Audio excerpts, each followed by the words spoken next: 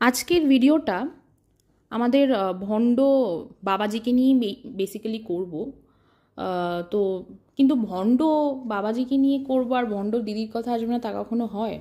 তো আমাদের এই ভণ্ড দিদি, ভণ্ড গাধি গণ্ডমূর্খ দিদি, তার ইউটিউবের কমিউনিটি পোস্টে একটা ভিডিও লেটেস্ট শেয়ার করে তার ওই গুরুজিরই ভিডিও, যেখানে কিনা তো শেয়ার করার আগে উনি অনেক কিছু লিখেছেন ওই দিদি। আমি আর সেগুলোতে যাচ্ছি না। তো আমি গেলাম ভিডিওটাতে দেখলাম, মানে দেখতে গেলাম যে কি আছে, কি বলছে।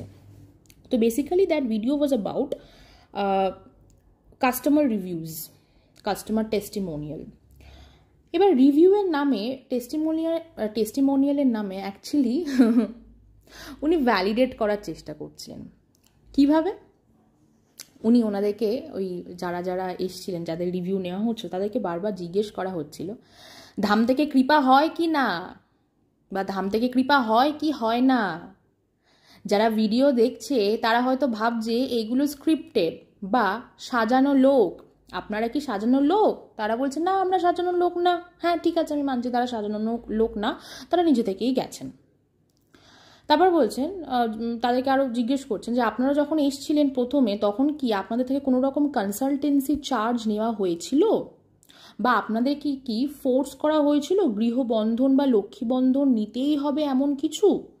প্লিজ বলবেন। ঠিক আছে? তো ওনারা বলছেন না না। তো এটার উত্তরে আমি একটা কথা বলে রাখি, সেটা হচ্ছে যারাই ওনার কাছে যান তারা প্রচণ্ড ইমোশনালি উইক স্টেজে যান। কারোর হয়তো মিসক্যারেজ হয়েছে, কারোর ব্যবসা মানে বন্ধ, কি পুরো ব্যবসার যে অ্যানুয়াল ইনকাম বা মান্থলি ইনকাম সেটা পুরো জিরোতে এসে দাঁড়িয়েছে, একদম জিরোতে দাঁড়িয়ে আছে ফিনান্সিয়াল। ঠিক আছে? সেভিংস পুরো শেষ। তো তারা যান। তারপর স্বামী স্ত্রীর মধ্যে খুব খারাপ সম্পর্ক, তারা যান। আবার এমনও যান যাদের বাচ্চা একেবারেই হচ্ছে না, মিসক্যারেজ তো দূরের কথা, হচ্ছেই না। ঠিক আছে? তারপরে এমন মা যান যে কিনা ছেলে মেয়েকে নিয়ে খুব চিন্তিত। কারোর ছেলে মেয়ে মেডিকেল নিয়ে পড়বে, তো সেটার এন্ট্রান্স এক্সাম দিয়েছে। কারোর ছেলে ক্লাস 6-এ পড়ে, কিন্তু সে খুব গেম খেলে, তাকে নিয়ে চিন্তিত। মানে মোটমাট ছেলে মেয়ের পড়াশোনা নিয়ে চিন্তিত। আবার এমন কেউ যান যে খুব অসুস্থ, ঠিক আছে, কারোর ব্রেন টিউমার হয়েছে, কারোর পায়ে ব্যথা, কেউ হাঁটতে পারছে না, চলতে পারছে না, এরকম। তো মোটমাট তারা ইমোশনালি, মোটমাট এবার কি শারীরিক কষ্ট হলে তো মানসিক কষ্ট হয়, তো তারা ইমোশনালি উইক স্টেজে যান। তো এই লোক কি করেন, এই লোকটি সবাইকে গৃহবন্ধন, লক্ষ্মীবন্ধন, হ্যানা বন্ধন, ত্যানা বন্ধন, না হাজারটা বন্ধন দেন। ঠিক আছে? এবার কখন দেন? এই মানুষগুলোর যে ইমোশনাল উইক পয়েন্টটা, সেটাকে ধরে ঘুরিয়ে তখন বন্ধন সাজেস্ট করেন নানান। এবার তাদের মধ্যে কেউ আছে যারা কিনা একেবারেই উইক হয়ে গেছেন, মানে ইমোশনালি উইক এতটাই যে মানে they have become suicidal, or তারা বারবার ভাবছেন, এতটাই তারা চিন্তিত হয়ে পড়ছেন যে তারা আর কিছুই ভাবতে পারছেন না, অন্য কিছুই ভাবতে পারছেন না, মানে তাদের নাওয়া খাওয়াটাও বন্ধ হয়ে গেছে, একেবারেই উইক। তখন তারা কি করেন? তারা ভাবেন আচ্ছা, আমার এইগুলো করলে আমার যদি সেরে যায়, আমার 1-2 মাস 3 মাস বা 1 বছরের মধ্যে বা 6-7 মাসের মধ্যে, তাহলে খুবই ভালো, আমার এই সমস্যা থেকে আমি ছাড় পাবো।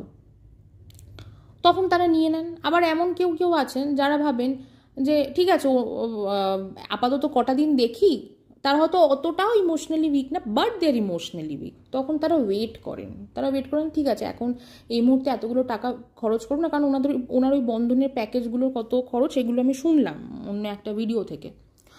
তো ঠিক আছে, এখন এতগুলো টাকা খরচ করবো না, বা নেই এই মুহূর্তে, পরে করব, একটু দেখি আগে উনি যে সব ফটো প্রতিষ্ঠা হেনা তেনা, ওনার ওই ভণ্ড ফটো প্রতিষ্ঠা ওই সব করতে দিয়েছেন, সেগুলো করি। আচ্ছা, তো গেল, এখানে ফোর্স করা হচ্ছে না, বাট ফোর্স করা হচ্ছে। বুঝিয়ে দিলাম কিভাবে মানুষের ইমোশনাল উইক পয়েন্টটাকে ধরে চটকে তাদেরকে বলা হচ্ছে, এবং তারা আলটিমেটলি নিতে বাধ্য, তার কারণ তারা খুব খারাপ সময়ের মধ্যে দিয়ে যাচ্ছে। আচ্ছা, তারপরে বলছে ধাম থেকে নাকি বাচ্চা হচ্ছে। তো একটা কেস দেখলাম, সেখানে একজন ভদ্রমহিলার মিসক্যারেজ হয়েছিল, তারপরে উনি গিয়েছিলেন ওখানে। তো ডেফিনেটলি মিসক্যারেজ, মানে সন্তান হারিয়েছেন, একটা আশা সেটা ভঙ্গ হলো, মায়া, নিজের সন্তান আফটার অল। তো তাকে বলা হয়েছে যে সে তার 1 বছর পর তার কোলে বাচ্চাটি থাকবে এবং একটা ডেটও বলে দিয়েছিলেন। আর এক দম্পতি গিয়েছিলেন যারা নাকি গত 12 বছর ধরে সন্তানের চেষ্টা করছেন কিন্তু হচ্ছে না, তারপরে ওই বাবার ধামে এসে হয়েছে।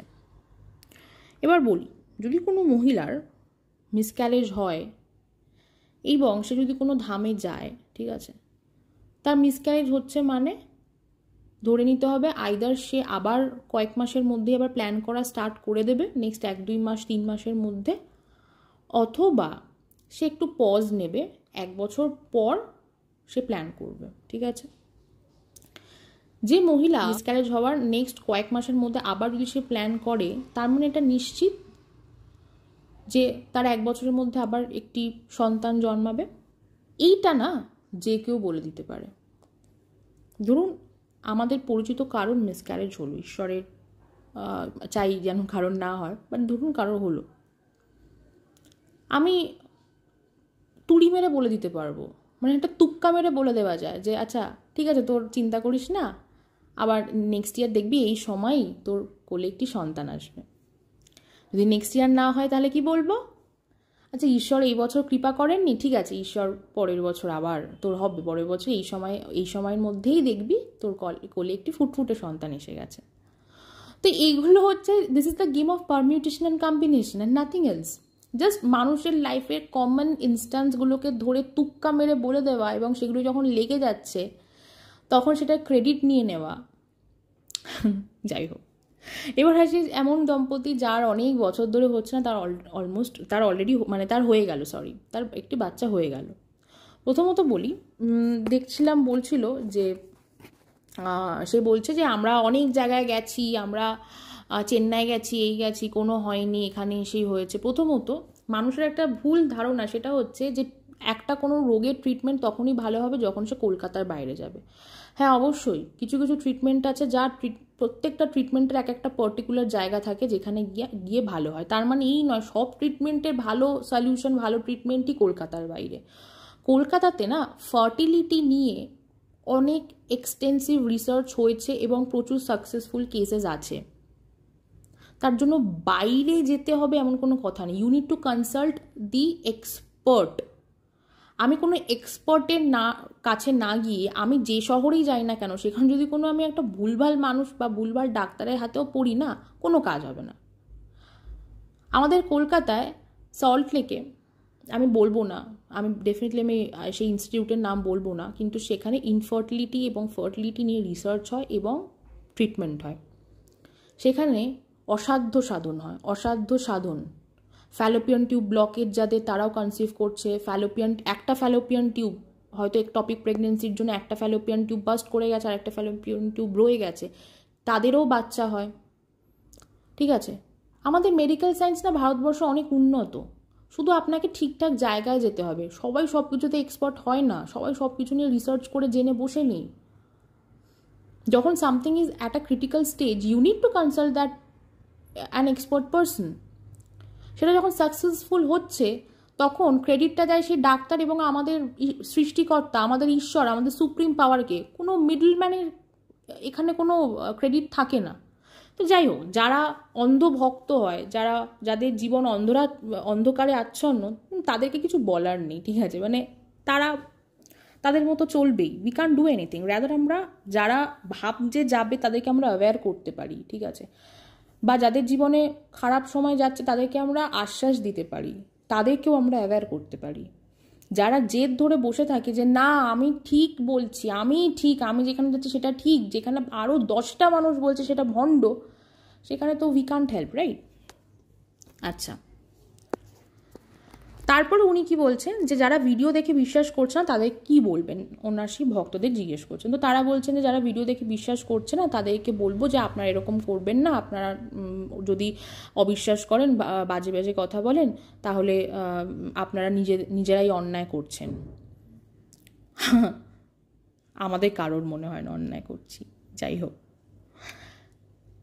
তারপরে ওনাকে অনেকে অনেক গিফটস দিচ্ছেন, ঠিক আছে। একজন পুরো গোটা একটা টেরাকোটার শিবজির মূর্তি নিয়ে এসছেন, টেরাকোটার ঘন্টা দিয়েছেন। ও ঘন্টাটা বাজি বলছে হেভি ঘন্টা তো, ওফ বাবাজি হেভি খুশি গিফটস পেয়ে। ও গিফটস পেলে কে খুশি হন না বলুন তো? সবাই খুশি হয় গিফট পেলে। তারপরে আবার জিজ্ঞেস করছেন কি এখান থেকে কৃপা হয় তো? কারোর ছেলে মেয়ের রেজাল্ট ভালো হয়েছে সেটা নাকি এই ভণ্ড গুরুজির জন্য। মানে বাচ্চাগুলো খাটলো, টিচারগুলো খেটে পড়ালো, আর এই ধাম ক্রেডিট নিয়ে চলে গেল। বাহ, মানে ভেরি গুড। তো একটা কথা বলি, এগুলো না লাইফের এক একটা ইনসিডেন্টস। রেজাল্ট ভালো একটা না একটা সময় হবে, রেজাল্ট আইদার ভালো হবে ওর খারাপ হবে, আইদার পাস করবে ওর ফেল করবে। ফেল করলে তাহলে কি বলতো বলুন তো এই গুরুজিই বলতো আপনার সাধনাটা ঠিক ছিল না, তাই আপনার ছেলে ফেল করেছে বা মেয়ে ফেল করেছে, এবং আপনার ছেলে মেয়ে নিজেও পড়াশোনা করেনি, তাই হতো উত্তরটা। যেহেতু আমরা কিন্তু কয়েকটাই দেখছি স্ক্রিনে পজিটিভ জিনিস, এর বাইরে যে নেগেটিভ জিনিসগুলো হচ্ছে, মানুষের জীবনে কাজ করছে না, অনেক কিছু ঘটে যাচ্ছে, সেগুলো কি দেখাচ্ছে না। তাই আমি এইটুকু দেখে কেন বিশ্বাস করব? ভাই যাই হোক, তারপর আবার ভ্যালিডেট করাচ্ছেন আদেও কি কোনো কৃপা হয়েছে? তার বলছে হ্যাঁ হয়েছে। কেউ কেঁদে কেঁদে বলছে, কেউ খুব ইমোশনাল হয়ে বলছে, কেউ বলছে সত্যি এই ধাম ম্যাজিক করে। এই ম্যাজিক, এই পার্টিকুলার বিষয়টা নিয়ে আমি আমার পরের ভিডিওতে আলোচনা করব, এখন এই ভিডিওতে নয়। এই ভিডিওটা অন্য ব্যাপারে, ঠিক আছে? এই ভিডিওটা হচ্ছে যে এই ভিডিওটাতে, মানে উনি যে ভিডিওটা করেছেন সেই ভিডিওটাতে অনেকেই বেশিরভাগই বলেছেন যে উনি যে ওনার নাম ইনসার্ট করে যে একটা ফেক মন্ত্র দেন, সেই মন্ত্র উচ্চারণ করে, এবং ওনার ওই ফালতু একটা কি ছবি দেন, উনি মাঝখানে বসে থাকেন চারিদিকে, যাই হোক হোয়াটএভার, আমি ওই ছবিটা নিয়ে বলতেই চাই না, ভাবলেই রাগ হয়। তো সেইটাকে পুজো করে এবং ওই মন্ত্রোচ্চারণ করে নাকি অনেকের অনেক কাজ হয়েছে। তো এই ভিডিওটাতে আমি মন্ত্র নিয়েই বলবো, ঠিক আছে? মন্ত্র নিয়ে বলবে, মন্ত্র কিভাবে কাজ করে, কেন কাজ করে, কিভাবে মন্ত্রোচ্চারণ করলে কাজ হয় সেটা নিয়ে বলবো। এবং আমি এটা বলবো না যে আমি রিসার্চ করছি, আমি সব জানি, আপনারা কেউ কিচ্ছু জানেন না, এটা বলবো না। আমি যেহেতু বই পড়তে খুব ভালোবাসি, আমি এইসব বিষয়ে বই খুব পড়ি, ঠিক আছে? আমি ভিডিও দেখি, কিন্তু আমি বইটা পড়াটা বেশি প্রেফার করি, কারণ বইয়ের কোনো সাবস্টিটিউট আজ পর্যন্ত আমি দেখতে পাইনি। বই পড়লে সত্যি অনেক কিছু ইন ডিটেলস জানা যায়। তো আমি কিছুটা বই পড়ে, কিছুটা ভিডিও দেখে সব কিছু মিক্সড অ্যান্ড ম্যাচ করেই আমি যেই বিষয়টা জেনেছি সেটাই আমি আপনাদেরকে বলবো। আপনারা অবশ্যই বলবেন আমি ঠিক বললাম না ভুল বললাম, ঠিক আছে? যদি কেউ জোর করে ভুল ধরার চেষ্টা করে, সেটাতে আমি অ্যাকসেপ্ট করতে রাজি নই। একদম জেনুইনলি যদি কোনো ভুল বলে থাকে সেটা বলতে হবে, ঠিক আছে? যদি কেউ লুপ হোল বার করার চেষ্টা করে জাস্ট টু ট্রাস্ট দিস ভণ্ড বাবাজি, সেটাতে I am really not answerable. সেটাতে আমি সেটাতেও সেই যদি কেউ ওরকম জোর করে ভুল ধরে, তার ভুলটা আমি ভাঙিয়ে দিতে পারি, ঠিক আছে? যাই হোক, তা চলুন আসল কথা এবার আসি। প্রথমত, কোনো সিদ্ধ পুরুষ ঠিক না, মানে সিদ্ধিপ্রাপ্ত মানুষ, সে পুরুষ হোক নারী হোক যেই হোক, একজন সিদ্ধিপ্রাপ্ত মানুষ কখনো নিজেকে বারবার ভ্যালিডেট করানোর চেষ্টা করে না। তার মানে দিস ভণ্ড guruji is actually very much insecure, he is feeling insecure. যেমন এনার ভক্ত চিলি চ্যাটার্জি ইনসিকিউর ফিল করেন, বা ওই গো ধরে বসে আছেন, ঠিক এই ভণ্ড বাবাজিও তেমন। উনি কিন্তু জানেন উনি কি করছেন। উনি যখন দেখছেন যে কিছু মানুষ সত্যিটাকে বলছে, he deep inside he is little scared, তাই বারবার করে কি হচ্ছে, কৃপা হচ্ছে এইভাবে ভ্যালিডেট করানোর চেষ্টা করছেন। বাকিদের তো কনভিন্স করানোর চেষ্টা করছেনই, নিজেও কনভিন্সড হচ্ছেন যে না বাবা আমার ব্যবসা ঠিক যাচ্ছে। মানে ওরা লোকে ভুলভাল কথা বললে কি হবে, মুরগিগুলো ঠিকই আছে মুরগির জায়গায়। যাই হোক, তো ফিরে আসি মন্ত্রর কথা। প্রথমত মন্ত্র, এখন আমি যে মন্ত্র বিষয়টা নিয়ে বলবো সেটা আমি অ্যাকচুয়াল শাস্ত্র মতে যে মন্ত্র সেই বিষয়টা নিয়ে আগে আমি বলে নেব, ঠিক আছে? যেগুলো যেমন ধরুন ওম নমঃ শিবায়, ঠিক আছে, ওম শ্রী হনুমতে নমঃ, আরও যে সকল এরকম মন্ত্র আছে আমি সেইগুলো নিয়ে বলবো। কেউ নন্দ ঘোষ তার নাম ঢুকিয়ে দিয়ে কি মন্ত্র বানিয়েছে সেটা নিয়ে আমি পরে বলবো। তো আগে বলি মন্ত্র কাজ করে কি করে না, ঠিক আছে? তো মন্ত্র হ্যাঁ কাজ করে, কিভাবে কাজ করে সেটা বলছি। তো প্রথমেই বলে রাখি, মন্ত্র আমাদের সার্ভেন্ট বা সেবক নয়, ঠিক আছে? মন্ত্র আবার কোনো টোটকাও না। যদি কেউ এটাকে টোটকা হিসাবে ইউজ করে, এই মন্ত্রটা জপ করবো আমার এই হয়ে যাবে, কোনো ম্যাজিক হয়ে যাবে, না। মন্ত্র ইজ নট আ টোটকা, ইভেন মন্ত্র আমাদের সেবক নয়। এবার বলি কিছু এরকম এই ভণ্ড গুরুজির মতো আরও অনেক স্ক্যাম তো ভারতবর্ষে এরকম হয়, আরও কিছু স্ক্যামার্স আছে যারা কিনা ভাইব্রেশন এনার্জির মতো একটা খুব হাই লেভেলের ওয়ার্ড ইউজ করে কিছু ভুংচুং মন্ত্র দিয়ে বলে যে এইটা ইউজ করুন, এই মন্ত্রটা জপ করুন, এই কাজে দেবে।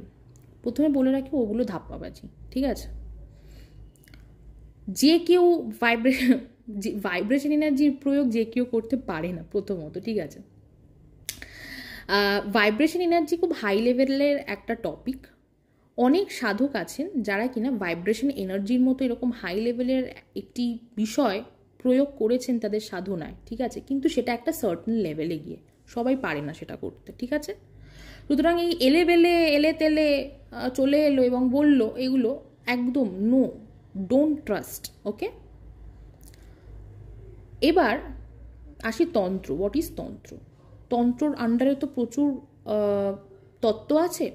তো বিভিন্ন তত্ত্ব একটার সাথে যখন স্টিচড হয় তখন সেটা একটা স্ট্রাকচার তৈরি হয়, সেটাই হচ্ছে তন্ত্র। তার মানে তন্ত্র কি? একটি গঠন প্রণালী। এবার তন্ত্রের না ভালো একটা পজিটিভ অ্যাপ্রোচ আছে, একটি নেগেটিভ অ্যাপ্রোচ আছে। প্রথমে বলি পজিটিভ অ্যাপ্রোচটা। পজিটিভ অ্যাপ্রোচটা হচ্ছে শুরুতেই বলে রাখি একটা কথা আছে, সেটা হচ্ছে কলিতে তন্ত্রমত। আমরা কলিতে আছি, তো আমাদের এই কলিযুগে প্রচুর এরকম তন্ত্র নিয়ে লোকে কথা বলছে, প্রচুর কন্টেন্ট হচ্ছে, অনেক কিছু দেখা যাচ্ছে, ঠিক আছে?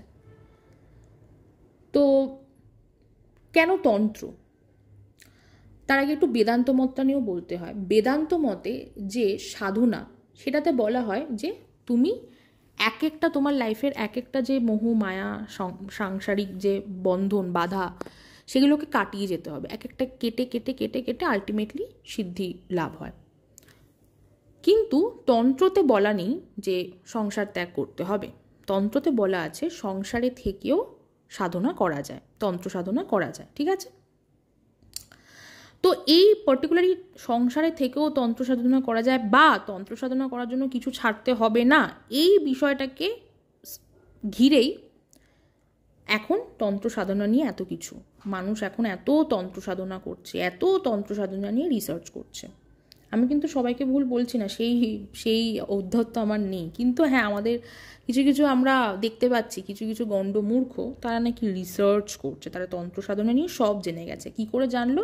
কয়েকটা ভিডিও দেখেছে এবং সে মা তারাকে স্নান করিয়েছে, ঠিক আছে? তো পজিটিভ অ্যাপ্রোচটা কি না, সংসার ছাড়তে হবে না তার মানে এই নয় যে কামিনী কাঞ্চন এবং বিষয়ে আশয়ে আসক্তও থাকতে হবে না। সংসারে থাকবে, কিন্তু সংসারে তোমার চারিপাশে যে মানুষজন, আত্মীয় পরিজন, কাছের মানুষ এবং যে জিনিসগুলো নিয়ে তোমার কারবার, সেইগুলোর সাথে তোমার যে বিষম সম্পর্ক, সেইগুলোকে কাট অফ করতে হবে, ঠিক আছে? আমি কোনো জিনিস ততটুকুই ইউজ করব যতটুকু আমার প্রয়োজন। যেমন ধরুন ফোন, যে তন্ত্র সাধনা করবে, যে তন্ত্র সাধক হবে, যার অ্যাপ্রোচটা পজিটিভ থাকবে, সে ফোনটা ঠিক ততটুকু সময় ইউজ করবে যতটুকু তার প্রয়োজন। আমাদের মতো হবে না যে সারাদিন টাইম পেলেই ফোন ঘাটছে, না। আবার টাকা রোজগার, সে টাকাটাও রোজগার করবে, কিন্তু সে টাকাটাও এমনভাবে বা এতটাই রোজগার করবে যেটা তার জীবনটা চালিয়ে নেওয়ার জন্য সাফিসিয়েন্ট, কোনো লোভ থাকবে না। ধরুন একজন পুরুষ মানুষের যদি স্ত্রী এবং দুটি সন্তান থাকে, তার মা বাবা এবং স্ত্রীর মা বাবা, এই পুরো পরিবারের দায়িত্ব পালনের জন্য ঠিক যতটুকু খাওয়া, পড়া, থাকা এবং পড়াশোনা, ছেলেমেয়ের পড়াশোনা, ঠিক এগুলোর জন্য ঠিক যতটুকু প্রয়োজন ততটুকুই মধ্যেই সে সীমাবদ্ধ থাকবে। এবং ভবিষ্যতে যদি কোনো রোগ ব্যাধি হয়, সেই রোগ ব্যাধি সারানোর জন্য যে আমরা এখন যেটাকে হেলথ ইন্স্যুরেন্স বলি, যেটুকু জমিয়ে রাখা প্রয়োজন সে সেইটুকু জমিয়ে রাখবে, ব্যাস। এর বাইরে তার কোনো লোভ লালসা থাকবে না, ঠিক আছে? এবং সে কি করবে, তার যে আশেপাশের মানুষ তাদের সাথে একটা আন্ডারস্ট্যান্ডিংয়ের সম্পর্ক বজায় রাখবে। তো উদাহরণ দেওয়া যায় হাজব্যান্ড ওয়াইফের, ঠিক আছে? তো একজন হাজব্যান্ড ওয়াইফের মধ্যে তখন রিলেশনটা কেমন হবে? সেই যে পুরুষ যে সাধনা করছেন, সে তার ওয়াইফের সাথে একটা খুব ভালো হেলদি রিলেশনশিপ বিল্ড করবে। কিভাবে? একটা ডেফিনেটলি একটা আন্ডারস্ট্যান্ডিংয়ের রিলেশনশিপ। সে সম্পর্কটাকে সুন্দরভাবে এগিয়ে নিয়ে যাবে। যদি কখনো ছাড়তে হয় কোনো জায়গায়, সে ছাড়বে। যদি কিছু আনতে হয় সে আনবে, মানে তাকে যদি কিছু আনতে হয় সে আনবে, যদি ধৈর্য ধরতে হয় সে ধৈর্য ধরবে, যদি তাকে চুপ থাকতে হয় সে চুপ থাকবে, যদি তাকে কখনো শাসন করতে হয় সে শাসন করবে। This is we called a healthy relationship, right? ঠিক যতটুকু প্রয়োজন সম্পর্কটাকে এগিয়ে নিয়ে যেতে যেতে তার পাশাপাশি যখন সে সাধনা চালাবে, তখন সেই সাধনাটাকেই বলা হয় পজিটিভ অ্যাপ্রোচ। তার মনে কোনো কাম, ক্রোধ, কোনো রকমের এই লালসা, এগুলো কিছুই কাজ করবে না, কোনো লোভ লালসা কিছুই কাজ করবে না, ঠিক আছে? আচ্ছা, তো এটাকে বলে পজিটিভ অ্যাপ্রোচ এবং এটা ভীষণ ইউজফুল এই অ্যাপ্রোচটা। এবার আসি নেগেটিভ অ্যাপ্রোচে। নেগেটিভ অ্যাপ্রোচ কারা করে? কিছু মানুষ আছে যারা যে কোনো, বা বেশিরভাগ মানুষই যে কোনো বিষয়তে যখন কিছু ছাড় পায় না, সেই ছাড়টাকে না তারা মিসইউজ করে। যেমন ক্লাসে টিচার যদি বলে যে কথা বলো কিন্তু আস্তে কথা বলো, তখন অনেক স্টুডেন্টরা সেটাকে মিসইউজ করে কি করে, জোরে জোরে জোরে জোরে কথা বলতে থাকে, চেল্লাতে থাকে। তখন টিচার রেগে গিয়ে বার করে দেয়। বাট তখন তার টিচারকে ফোর্স করে তাদের চেল্লানোগুলো শোনার জন্য, তখন টিচার কি করে, বকা দেয়। তো এই নেগেটিভ অ্যাপ্রোচটাও সেরকম। তো এরা কি করে, এরা ওই তন্ত্র সাধনায় যে সংসার ছাড়তে হবে না, একদম ম্যান্ডেটারি না, সেটা তারা সেই বিষয়টাকে ধরে তারা নিজেদের লোভটাকেও বজায় রাখে, তারা তাদের কামটাকেও বজায় রাখে, তারা তাদের ক্রোধটাকেও বজায় রাখে, বজায় রেখে তারা সাধনার নামে ভণ্ডামি করে।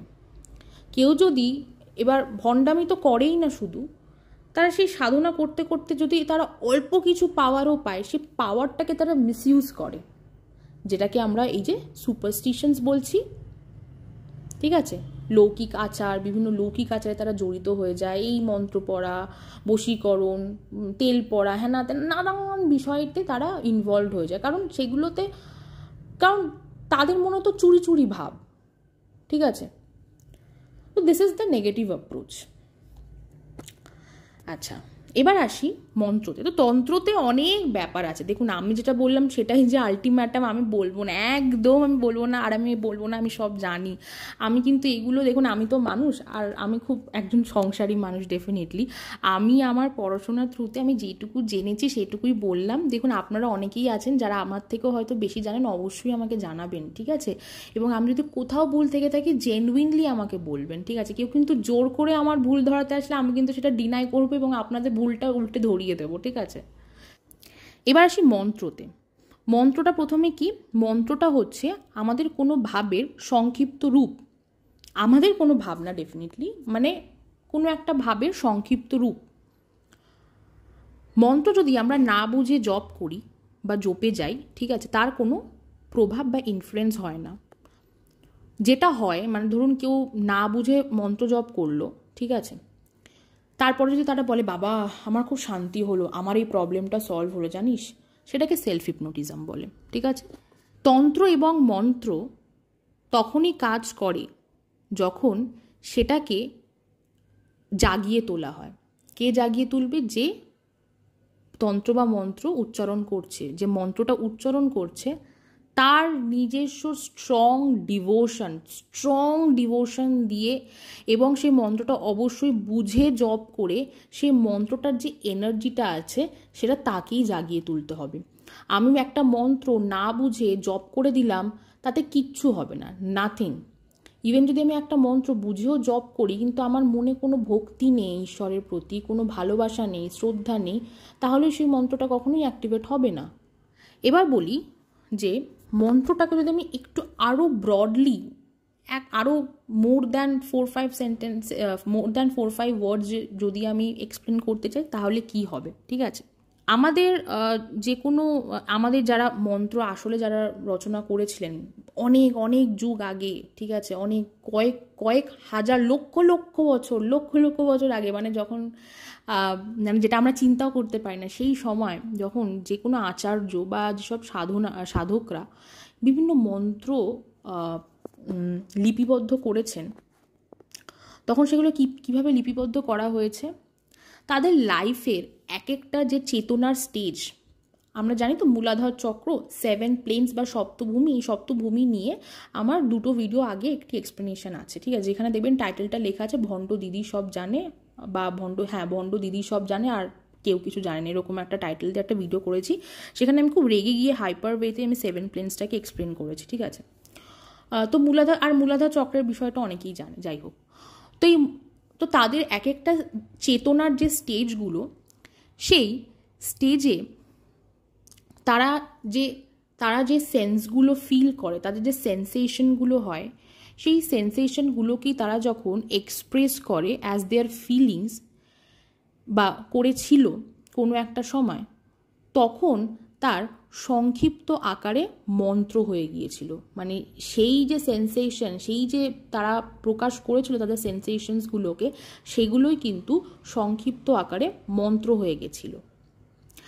এবার একটু আমাদের মতো করে বোঝাই, আমাদের সংসারী মানুষের মতো করে, প্রেম, ঘৃণা, এগুলোর কি কোনো বাহ্যিক রূপ আছে? নেই।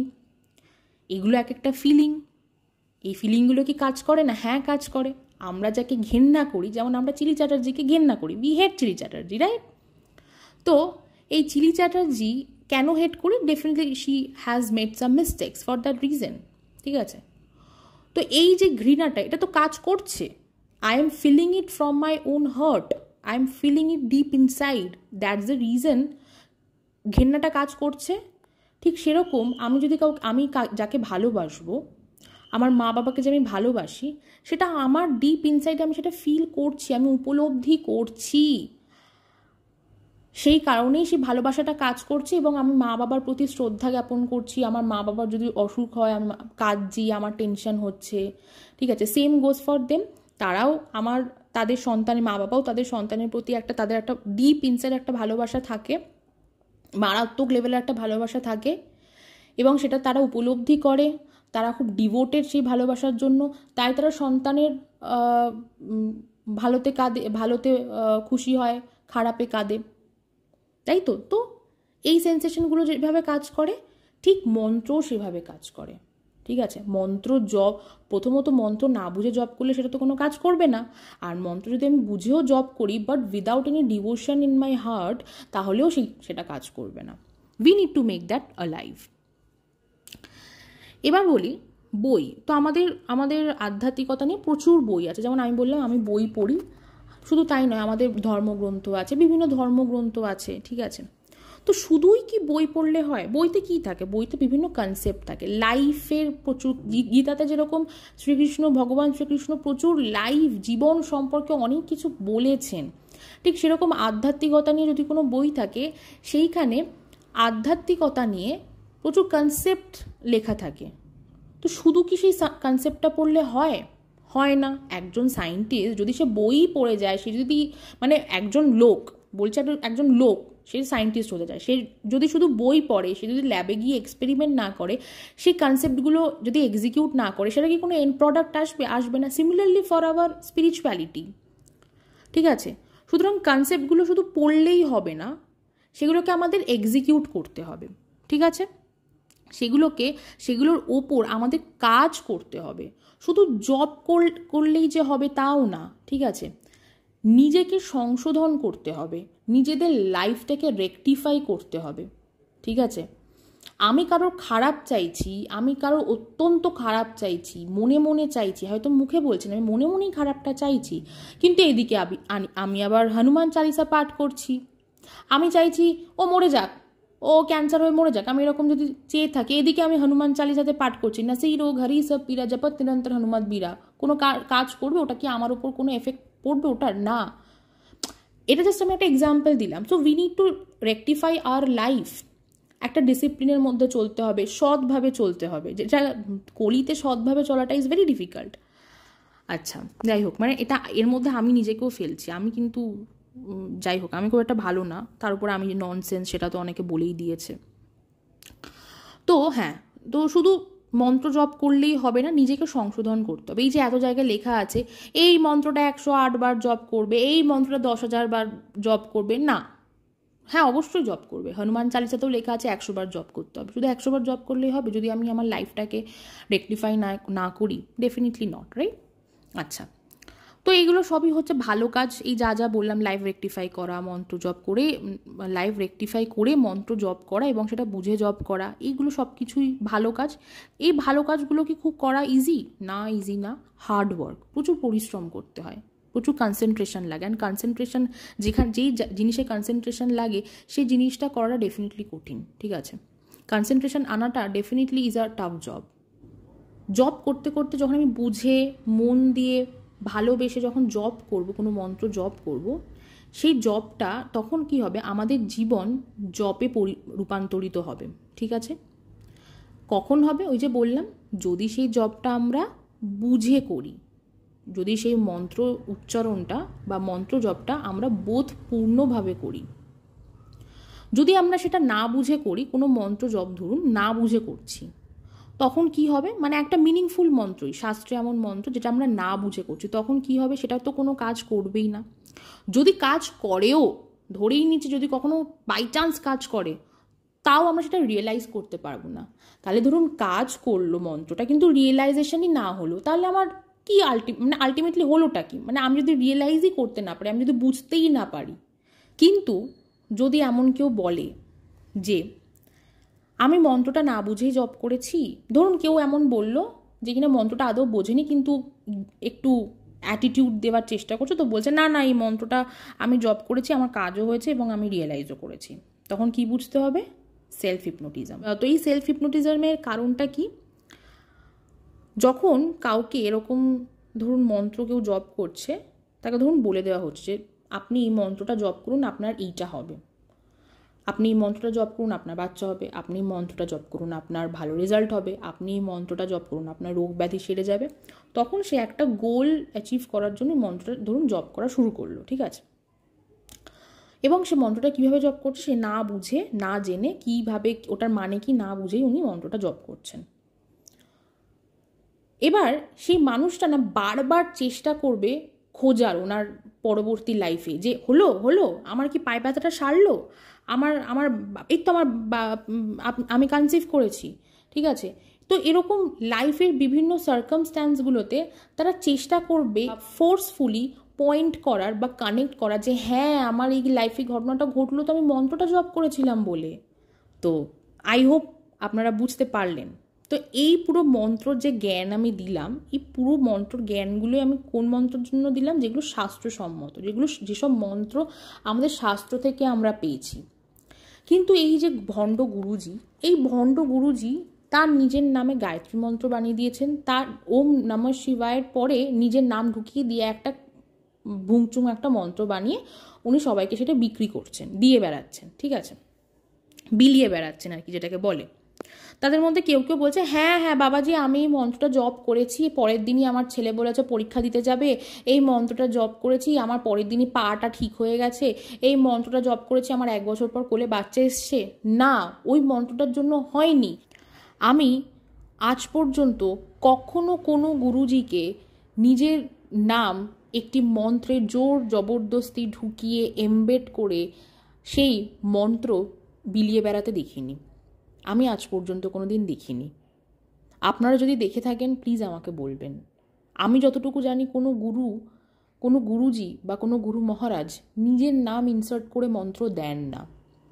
তিনি তার যে ইষ্ট সেই ইষ্টর নামে মন্ত্র দেন। আমাদের ভারতবর্ষে এরকম প্রচুর স্ক্যাম হয়েছে, এখনো হয়ে যাচ্ছে, যুগ যুগ ধরে হচ্ছে এইগুলো। কিন্তু মানুষকে বুঝতে হবে যে এটা স্ক্যাম, এটা ভুল, এটা ঠিক। মানুষকে ব্ল্যাক অ্যান্ড হোয়াইট, সাদা কালো পার্থক্যটা বুঝতে হবে। তো একটা মিনিংফুল মন্ত্র যদি না বুঝে জপ করলে সেটা কাজ না হয়, তাহলে একটা মন্ত্র যেটার কোনো মানেই নেই সে মন্ত্রটা জপ করলে এগুলো হবে না। তাদের লাইফে ওই ঘটনাগুলো ঘটছে, তারা জোর করে সেটা ওই মন্ত্রের সাথে কানেক্ট করার চেষ্টা করছে। This is nothing but self hypnotism. যদি কারোর কোনো মায়ের সন্তান যদি পড়াশোনা করে ভালো রেজাল্ট করে, সেটাতে ক্রেডিট কার? সেটাতে সেই সন্তানের ক্রেডিট, সে পড়াশোনা করেছে এবং তার টিচারের ক্রেডিট। এখানে ওই মন্ত্রর, ওই ভুংচুং মন্ত্রের ক্রেডিট না। এটাকে জোর করে কানেক্ট করা বলে। আবার বলবো, এটাকে সেলফ হিপনোটিজম বলে।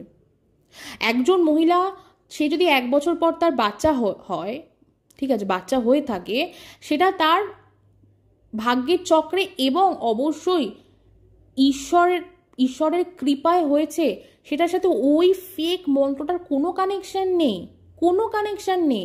1 year is enough to become a mother. তার যদি না হতো, বাচ্চাটা বলতে নেই, কিন্তু যদি না হতো, সাকসেসফুল না হতো, ওই বাবাজি বলতেন আপনার সাধনা ঠিক ছিল না। এরকম উনি অনেককেই বলেছেন, এরকম ভিডিও আছে প্রচুর, আমরা দেখেছি, প্রচুর লোকের মুখ থেকে শুনেছি। উনি এমন কিছু বীরত্বের বা ব্রিলিয়েন্ট কাজ করছেন না, এগুলোকে ম্যাজিক বলে না, এগুলোকে ইলিউশন বলে। এবং উনি মানুষের, প্রত্যেকটা মানুষের জীবনে খুব কমন ইনস্ট্যান্সগুলো, পয়েন্টগুলো ধরে ধরে উনি তুক্কা লাগাচ্ছেন। সে তুক্কাগুলো যাদের যাদের ঠিক হচ্ছে তারা বলছেন হ্যাঁ বাবাজি, আপনার পুজো, আপনার ছবি পুজো করে, প্রতিষ্ঠা করে, আপনার মন্ত্র জপ করে আমার এটা হয়েছে। নো, না, প্রকৃতি মা করিয়েছেন, সেটা ঈশ্বর করিয়েছেন। কোনো মিডলম্যান থাকবে না। কারোর যদি খুব ক্রিটিক্যাল সিচুয়েশনে বাচ্চা হয়ে থাকে, the credit goes to the doctor and ঈশ্বর। কোনো বাবাজির ক্রেডিট থাকবে না। একটা ভুংচুং মন্ত্র পড়ে মানুষের জীবনে কখনো চেঞ্জ আসতেই পারে না। আবারও বলবো, যদি বোর হয় প্লিজ, যদি আপনাদের বোর লাগে যে এই মেয়েটা বারবার কেন এক কথা রিপিট করছে, আমি রিপিট করব।